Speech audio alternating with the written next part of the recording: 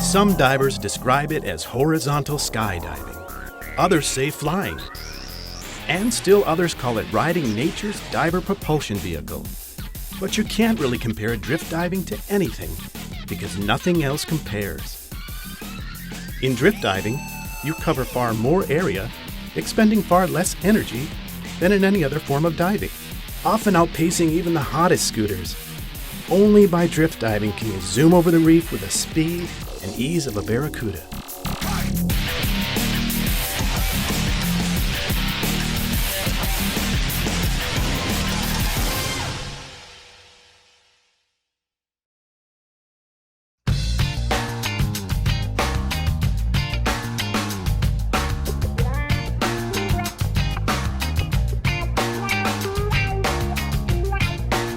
If you've never tried it, you may not be familiar with what drift diving is exactly. Drift diving is generally defined as diving in which you ride a mild to heavy current to an exit point, considerably downstream from your entry point. This differs significantly from dives in which you use lines and techniques to move against the current. While you typically think of drift diving with respect to currents in the ocean, you can also drift dive in rivers, bays, and other places with currents. Drift diving has 4 advantages. The first is that it saves energy because you don't swim much, if at all, during the tour portion of the dive. The second advantage is that drift diving opens the door to diving sites that would otherwise be hazardous or impossible due to strong current. A third one is that in drift diving, you cover a lot more ground and see a lot more of the reef than you do on non-drift dives. Finally, many types of drift dives simplify navigation because you don't have to find a particular exit point. You end the dive, surface, and the boat's there to pick you up. Besides diving advantages, drift diving has an environmental benefit because in most drift diving situations, the boat never anchors. Although dive boats are very careful to anchor in insensitive bottoms, this reduces the risk of reef damage in areas without permanent moorings. Drift diving has some concerns, which you'll learn to address during the PADI Drift Diver course. The first is drift diving often requires close coordination among other divers during entries, exits, descents, and ascents. The second is that drift diving requires extra care to stay with your buddy because the current can separate you quickly if either of you stops for some reason. A third issue is that drift diving commonly requires some form of surface supervision and support. Finally, drift dives usually require extended dive sites like a reef or wall that you tour with the current. Small local sites are hard to drift dive, though in some places you may drift to a specific spot like a wreck, explore it, then drift after you start your ascent. In these cases, the dive begins and ends as a drift dive, but the tour isn't a drift dive.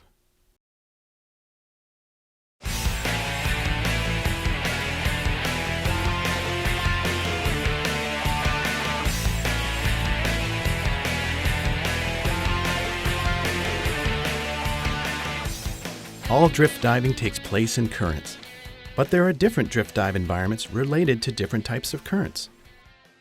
Longshore currents result when waves strike the coast at an angle, creating a flow parallel to shore. The bigger the waves, the stronger the current. Longshore currents aren't commonly used for drift diving, but sometimes divers drift dive them from shore by entering the water and exiting down the coast to either walk or drive back. Offshore currents are the ones you normally associate with drift diving. They're large, permanent currents caused by the Earth's rotation. In some places, they may vary in strength, but in places popular for drift diving, they're reliably strong and continuous. Tidal currents result from the daily rise and fall of the tides.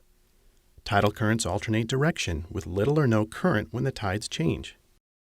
Drift diving tidal currents is most common where there's a pronounced variation in tidal heights and a relatively contained area like a bay to create a strong water flow. River currents are caused by water flowing downhill to the sea and by the Earth's rotation. Drift diving in rivers is usually from shore, though it may be from a boat, especially in large rivers. Regardless of their origin, currents have similar characteristics when you dive in them. One of these is that the current flows faster near the surface than near the bottom. So if you must swim against the current, generally the bottom's the best place to go because it's slower there. Try to duck behind rocks, reef, or other shelter to get out of the flow as much as possible. In drift diving, moving against the current should be an exception, not the rule. Fighting currents can cause overexertion.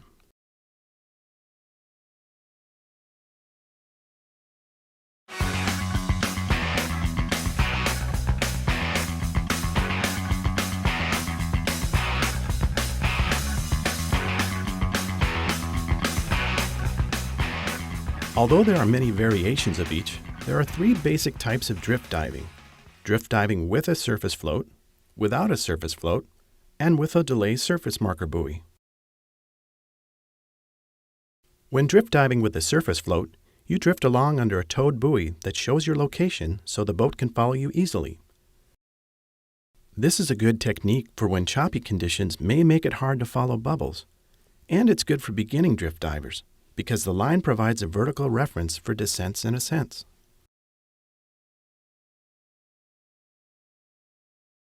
When drift diving without a surface float, you stay as a group and the boat tracks your bubbles. This can be more difficult for boat personnel, and you need adequate visibility for the group to stay together. But it's common where obstacles might hang up a tow line. It's also common in deep drift diving to avoid having the float in shallower, faster water drag the line handler. Drift diving with a delayed surface marker buoy, or DSMB, combines the previous techniques. You begin the dive as a floatless drift dive. When it's time to go up, the leader inflates and sends up a DSMB, and everyone ascends along the line. This technique gives the advantages of descending and touring without a line, while making it easier for the boat to spot your location when you come up. It also helps alert boat traffic that you're there. Regardless of which type of drift dive you make, surface supervision is generally recommended, even when it's not required by logistics. Having someone at the surface helps warn away boat traffic, provides assistance if someone has a problem, and simplifies the dive, picking everyone up at the end. Supervisors on shore-based drift dives can drop off divers at the entry point and then pick them up at the exit point.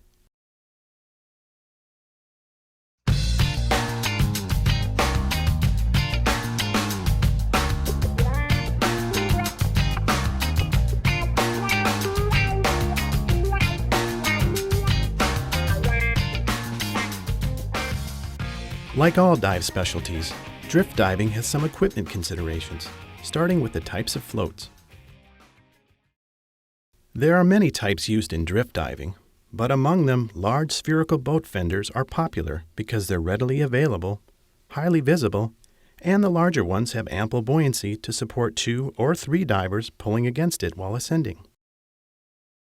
However, because they're big, they're harder to tow. DSMBs are typically tall, sausage-shaped buoys, open at one end so you can inflate it underwater.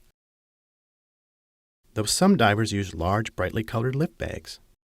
The primary advantage of these is that you don't have to tow your float until you need it. One drawback is that sausage-style DSMBs will get pulled under if divers pull too hard against it, so the line must be used only as a visual reference. Conventional flag and float buoys are a common option, especially where boat traffic's an issue. Large ones have ample buoyancy, though small, compact styles go under easily if divers pull too hard against them.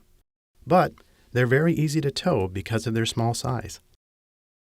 To avoid entanglement, you always need a line caddy or reel to control the tow line. For general drift diving with a float, a line caddy with medium nylon or polypropylene line works well. You usually use a tech reel with finer braided line with DSMBs, and some divers prefer these for regular floats too. This finer line makes an effective visual reference. The rule of thumb is to have at least twice as much line as your intended depth. This gives you extra if you go deeper than planned, and to allow the buoy to drift slightly ahead of the group in the faster surface current. As you probably recall from your PADI open water diver course, surface signaling devices should be a standard part of your kit. This is especially true in drift diving in case you need to get the boat's attention for pickup. Carry at least one visual device, such as an inflatable signal tube, signal mirror or light, and one audible device like a whistle or low-pressure horn. You may also need to choose a boat suitable for drift diving. Actually, provided they're suitable for the conditions and number of divers, many vessels ranging from large cabin cruisers and liveaboards to small inflatables and skiffs can adequately support drift diving. Generally, the most important criterion is the ability for all divers to enter and exit the water relatively quickly together. This is important because most types of drift diving require the group to begin the dive together, and often stay and end it together too. Sometimes it's not the boat, but the boat operator you need to choose for drift diving. You want an operator who's familiar and ideally experienced with drift diving procedures. This is particularly important because drift diving frequently involves live boating. Live boating means the vessel isn't anchored but under power with propellers engaged while divers are in the water. The captain must know when to engage and disengage the propellers to avoid endangering divers. The deck crew also needs to be familiar with drift diving procedures because they provide support and help relay communications between the divers and the boat operator.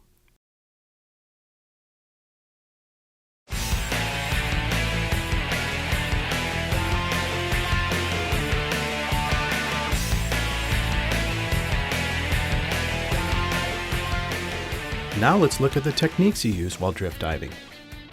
There are many variations depending upon the boat and environment, but the techniques discussed here generally apply, and you may mix and match them at times. As you'd expect, you start with drift dive planning considerations. These include surface conditions and current intensity, and depth and visibility, both of which affect the drift dive technique you'll use. The dive objective may influence technique and the dive team choice. The number and size of the team influences the techniques you use, as can diver experience levels. As mentioned earlier, bottom topography can affect towing afloat, and the availability of surface support may determine how you drift dive, or even whether you can drift dive at all. Interestingly, drift dive navigation isn't often a major planning issue because typically you don't navigate. You ride the current, surface, and the boat picks you up. There are some exceptions, of course, with shore drift diving being the main one. You may need to navigate so that you don't miss your exit point.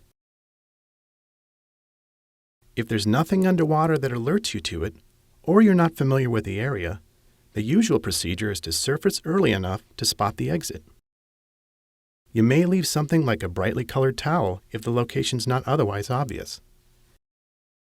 After planning, in preparing for a drift dive entry, the most important factor is that everyone is ready to enter together. When everyone's ready, depending upon the boat's configuration, you'll either enter at once or rapidly one after the other. The crew coordinates the divers with the captain. Never enter the water until cleared to do so by the captain or crew. This is important because the boat must be in the right place and, more importantly, so the propellers are disengaged. Drift diving involves two primary entry techniques. For buoyant entries, you enter the water with your BCD partially inflated. Everyone assembles together and descends at the leader's signal. This is a common technique with relatively inexperienced drift divers, and it allows you to sort out final problems at the surface. But it requires a site where some delay before descending isn't an issue. With negative entries, you enter with your BCD deflated and descend without stopping at the surface. This is a common technique when you need to start the drift at a specific point, and it's also popular when surface conditions are rough. It does, however, require that all divers have sufficient experience to descend and equalize fairly rapidly so the group stays together.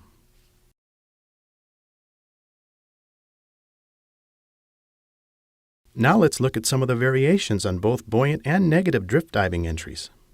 You may learn or practice some that differ, but these are some of the most popular methods. In a buoyant entry with a surface float, the dive begins with the float trailing behind the boat, much like a current line when you're not drift diving. When everyone's ready, on the captain's signal, everyone enters and assembles along the line.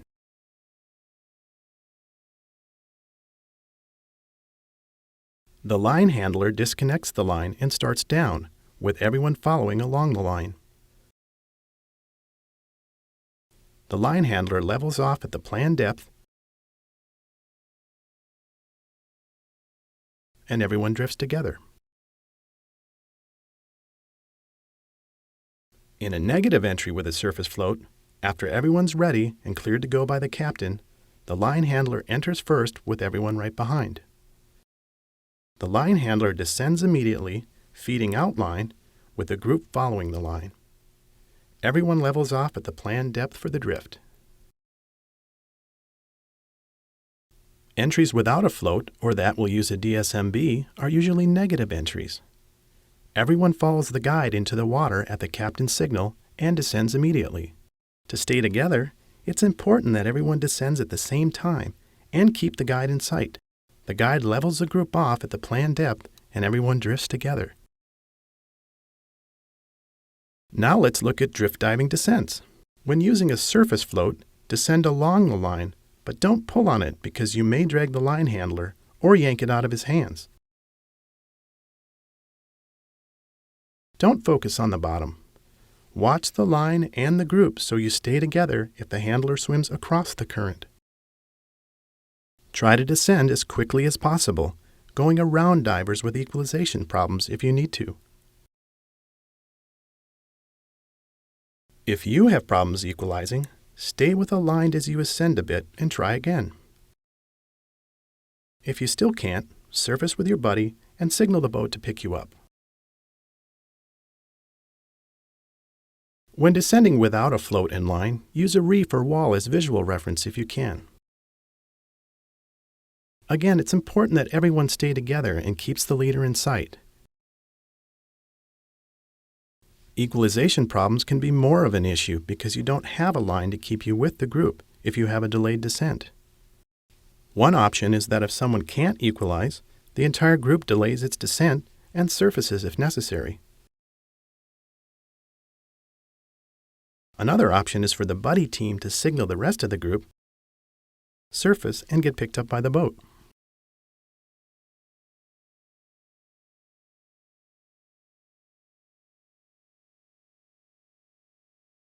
Drift diving tour procedures begin with the leader pausing at the planned depth and waiting for everyone to assemble. This is usually done drifting, but sometimes it may be stopped on the bottom someplace, sheltered from current.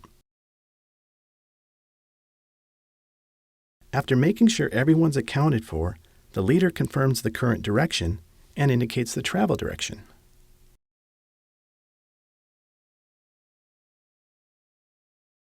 During the tour, stay neutrally buoyant and generally horizontal, facing forward so you can see where you're going. Be sure you're streamlined with everything secure, making sure dangling gear doesn't snag anything. Allow ample space between you and the reef.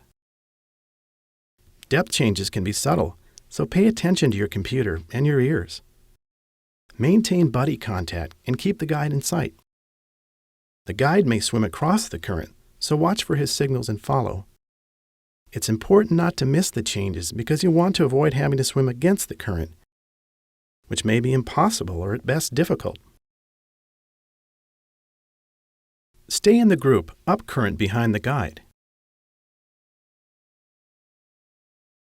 If there are stragglers, the guide may swim gently into the current or duck out of the current so they can catch up. If so, follow the leader's example. If you and your buddy are a bit behind, swim with the current to catch up with the group. In all but mild current, direction changes require planning to compensate for the current. The leader will signal the change in advance, which usually requires swimming across the current to intercept or avoid something.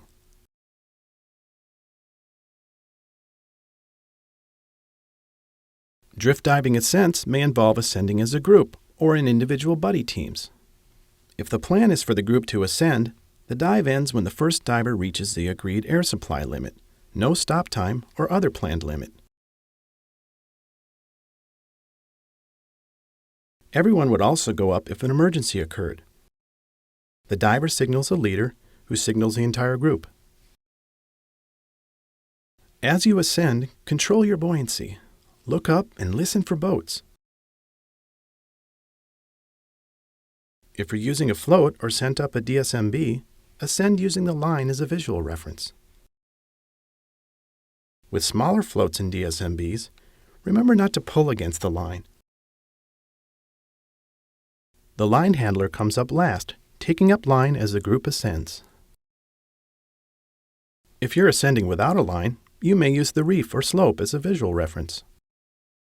Without a visual reference, use your computer to monitor your ascent rate. At 5 meters or 15 feet, the group makes a safety stop together. Using DSMBs, the buoy goes up when you reach a limit.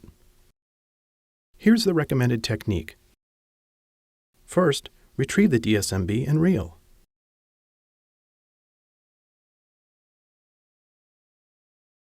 Put a puff in it so it stands and secure the line.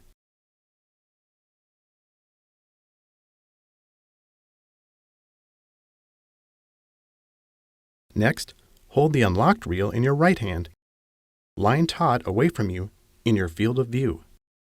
Keep a finger on the spool so line doesn't unwind.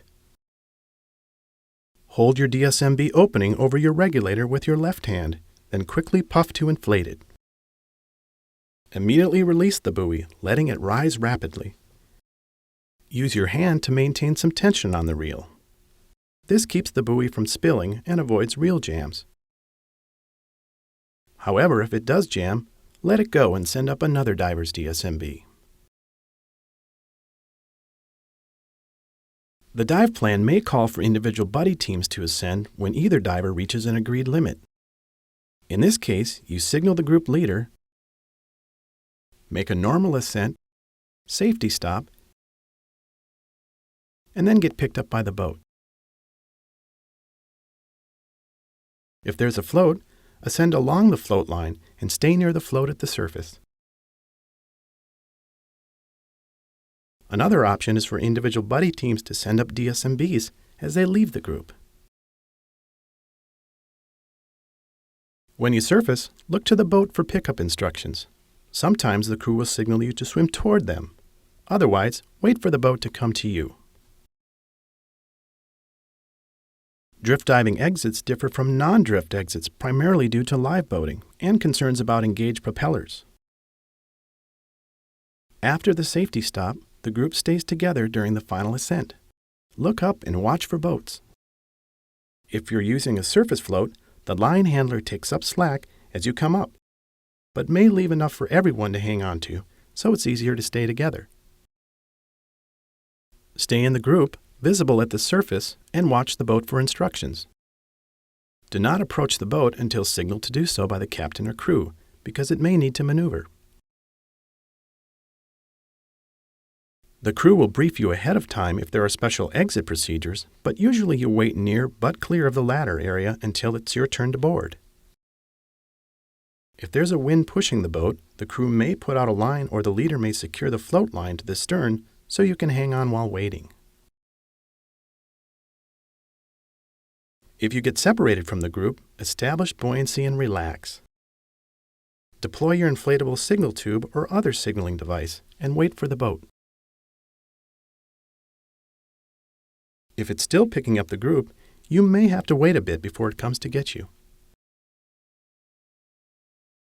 Shore drift dives usually have specific exit areas, so you usually surface well ahead of reaching your exit. Swim across the current towards the exit side of the shore. You should already be close to the shore the last few hundred meters or yards so that you can easily swim into the shallow water or secure a ladder or line without having to fight the current.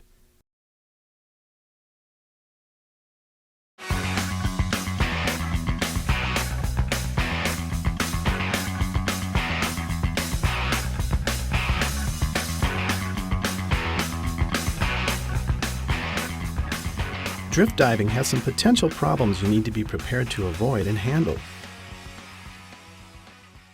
The first is getting lost. In drift diving, being lost means having an unplanned separation from the rest of the group. If this happens, you need to take steps to rejoin the group. First, search for no more than a minute. You may swim with or gently against the current if you have reason to suspect you're up current or down current from the group. If you don't find the group within 1 minute, make a proper ascent, looking around for the float line or bubbles as well as above for boats. If you spot the line or bubbles, use them to rejoin the group. Otherwise, surface cautiously, inflate your signal tube, and signal the boat to pick you up. At this point, what happens varies with circumstances. The dive may be over for you, or the boat may help you rejoin the group. When shore drift diving, if you get lost, you don't know when to surface for your exit. If you can't reunite with the group, you usually stay at the surface so you don't miss the exit. It's worth reviewing current hazards since by definition, drift diving involves currents. The primary hazard is exhaustion and overexertion from trying to fight a current. Never try to fight a strong current. Stay well within your physical limits. If the current is too strong, it's more effective to ascend safely, establish buoyancy, and have the boat pick you up. Dealing with currents can cause psychological stress, primarily due to inexperience when dealing with them. You prevent this with training and experience with current diving procedures, including this course and the PADI boat diver course. You also avoid stress by staying within your abilities. Gain experience gradually. Never hesitate to cancel a dive you think would exceed your limits. You already know it's important to avoid buddy separation. Currents make separation easier because they can carry you apart. Also, a diver swimming markedly shallower may drift faster than a deeper one. Stay closer to your buddy when diving in currents, and check on each other more frequently. Entanglement isn't common in drift diving, nor is it a major hazard when it happens. It usually results from being careless around a slack float line. If it happens, don't turn. Instead, signal a buddy to help untangle you. Even severe entanglement isn't usually serious. If it happens, the group, tangled diver, and line go up together to deal with it at the surface, where you have the boat's assistance and unlimited air. You seldom have to cut the line, unless it happens to snag on the bottom, which is very unlikely.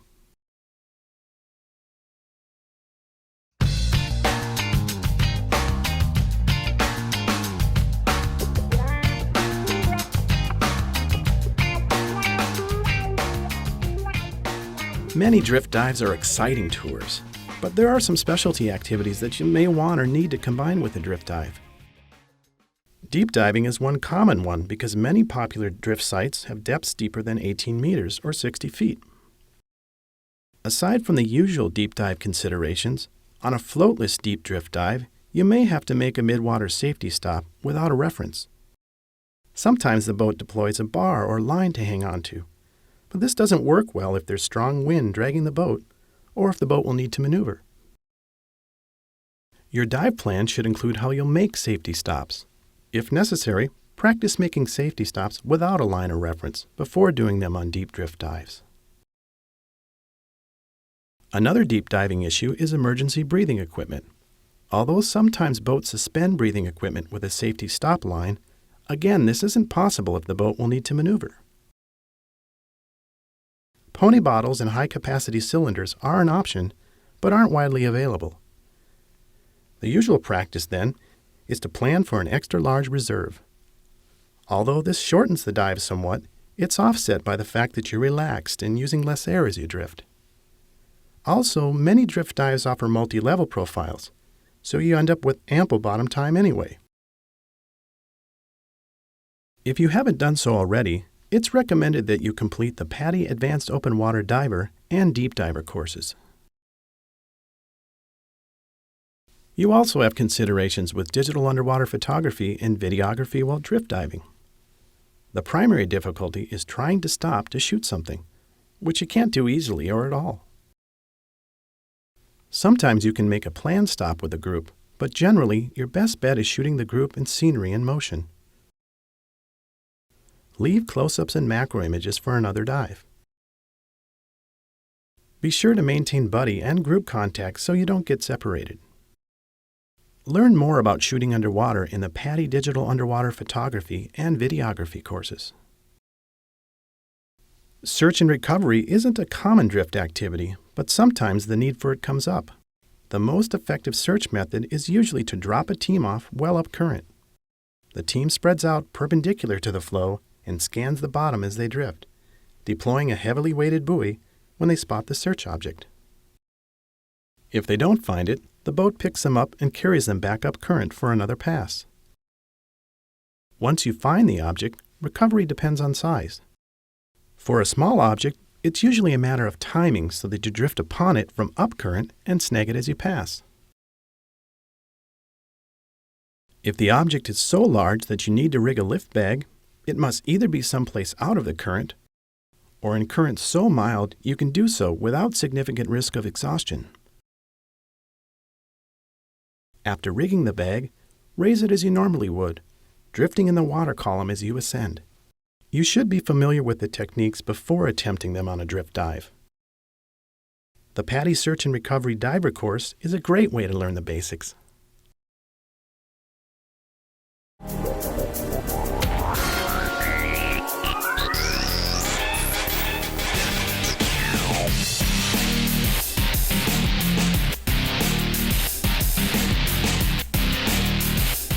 Drift diving is a relaxing yet exciting way to dive that opens the door to new adventures and sights. Once you've tried it, you'll probably want to drift dive whenever you can. Have fun, wherever drift diving takes you.